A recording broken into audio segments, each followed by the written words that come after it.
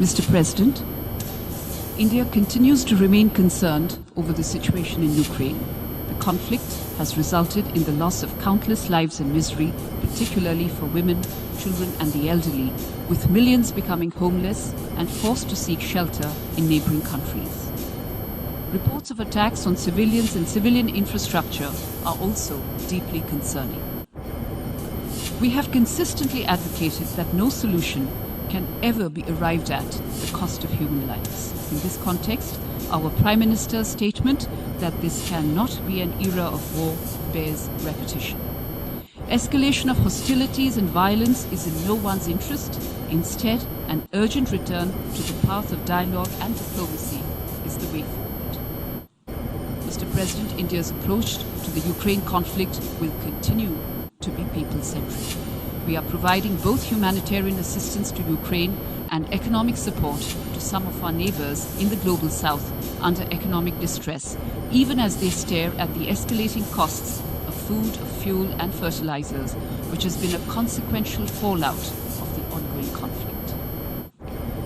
Mr. President, the overall objective of today's resolution, seeking a comprehensive, just and lasting peace in line with the UN Charter, is understandable.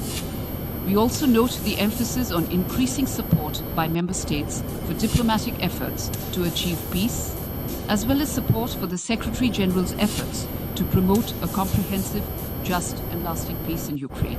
However, reports from the ground portray a complex scenario with the conflict intensifying on several fronts. Today, as the General Assembly marks a year of the Ukrainian conflict, it is important that we ask ourselves a few pertinent questions. Are we anywhere near a possible solution acceptable to both sides? Can any process that does not involve either of the two sides ever lead to a credible and meaningful solution? Has the UN system, and particularly its principal organ, the UN Security Council, based on a 1945 world construct, not been rendered ineffective to address contemporary challenges to global peace and security?